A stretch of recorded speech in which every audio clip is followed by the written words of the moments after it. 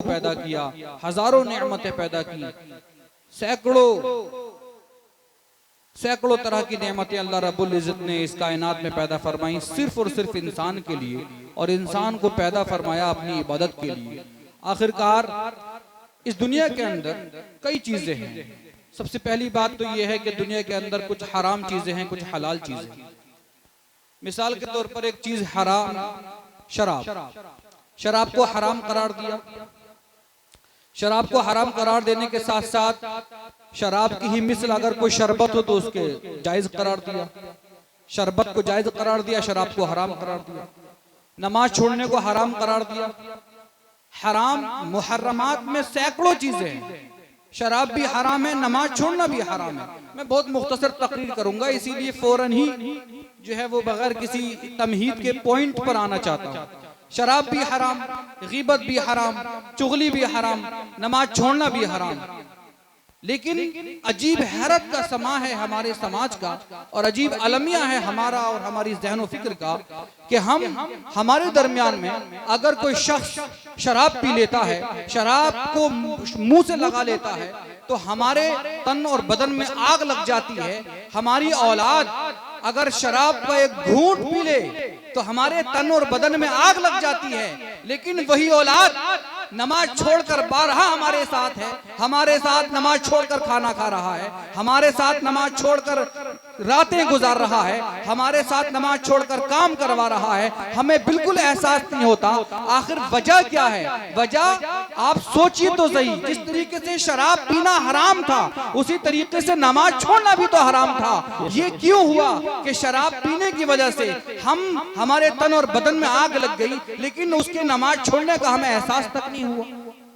ये दोगली पॉलिसी है इंसान की कि रब की बारगाह में सजदा रेज होने को कभी औलाद से कहा ही नहीं, या कहा तो यूं ही रवा रवी में कह दिया एक आध बार, वरना तो कोई बात ही नहीं है। आज मैं खुसूसी तौर पर इस बात को बताने के लिए यहाँ बैठा हूँ। मैंने मौलाना इनामुल हक साहब से कह दिया था कि मेरी उलमा इकराम हैं, कारी साहब हैं, और मौलाना फारूक साहब हैं, शायर इस्लाम, बड़ी अच्छी नात शरीफ पढ़ते हैं। मैं ये आप हजरात से ये वादा लेने के लिए आया हूँ, आखिर क्या वजह है?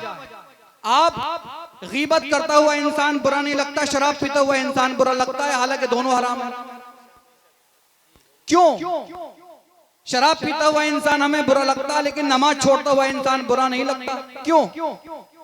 अपने जहन फिक्र से इस दोहरे मेयार को, इस डबल पॉलिसी को हटा दीजिए और ये सोच लीजिए, जहन फिक्र में ये बिठा लीजिए कि यहाँ से मरने के बाद, आखिरत में जाने के बाद, कब्र की पहली मंजिल में अगर किसी चीज का हिसाब होगा तो वो नमाज है। शराब पीने का हिसाब भी नमाज के बाद होगा, पहले नमाज का हिसाब होगा। इन्ना अव्वला मा युहासबु बिही यौमल क़यामति अस्सलातु, कि बंदे से, हदीस शरीफ के अल्फाज हैं कि बंदे से कयामत के दिन सबसे पहला जो सवाल होगा वो नमाज का सवाल होगा।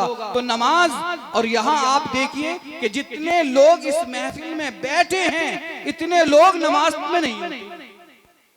और आपको मैं इस जलसे की और नमाज की अहमियत के बारे में बताऊं तो नमाज और इस जलसे में कोई तवाजुन ही नहीं है। ये कुछ नहीं है नमाज के सामने। और नमाज की महफिल में 15 लोग, 20 लोग, और इस महफिल में 50 लोग, 60 लोग। कहां जाएगी हमारी कौम? क्या होगा अंजाम? आखिरत से पहले दुनिया में क्या होगा हमारा हिसाब किताब?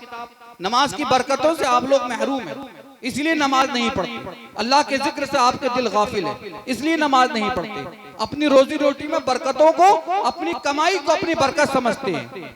हकीकत तो ये है कि बरकत का आपने चेहरा भी नहीं देखा अभी। जो लोग नमाज पढ़ते हैं और अल्लाह की दी हुई बरकतों को महसूस करते हैं, उनसे पूछो कि नमाज की बरकतों से अल्लाह रब्बुल इज्जत इंसान के अंदर कितना उरूज और कितना उरूज अल्लाह रब्बुल इज्जत इंसान को अता फरमाता है नमाज की बरकतों से।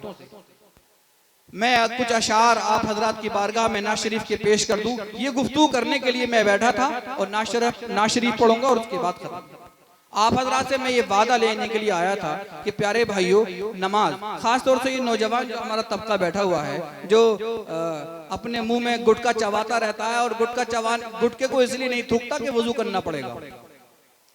कुछ लोग गुटखे को इसलिए नहीं थूकते हैं कि वुजू करना पड़ेगा, नमाज पढ़नी पड़ेगी, लाओ गुटखा ही खाते रहो, बहाना तो रहेगा कि गुटखा खा रहे थे। अरे अल्लाह के बंदे, ये गुटखा वुटखा छोड़ो, अल्लाह की बारगाह में सजदा रेज हो जाओ। जिंदगी हमेशा नहीं चलने वाली है। तुम जैसे लाखों करोड़ों इंसान इस दुनिया में आए और चले गए, हजारों नौजवान कब्रिस्तान में इसलिए पड़े हुए हैं। उन्होंने जिंदगी भर यही सोचा होगा कि अगले साल से नमाज पढ़ेंगे और अगले जुम्मे से नमाज पढ़े होंगे। अगला जुम्मा अगला साल क्वेश्चन आया, कब्रिस्तान आ गया।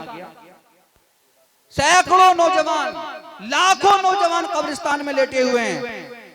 जिंदगी भर यही सोचते रहे होंगे कि अगले जुम्मे से नमाज पढ़ेंगे। क्या अगला जुम्मा आया उनका? कभी आता है अगला जुम्मा?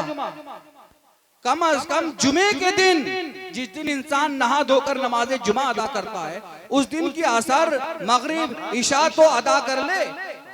अजीब हैरत का समा है, अजीब हैरत का समा है। जहन सोच सोच कर माऊफ हो जाता है, सोचना बंद कर देता है कि नमाज जुमा में 4 सफ़े और नमाज जुमा की यौम जुमा की असर में 1 सफ़ भी मुकम्मल नहीं।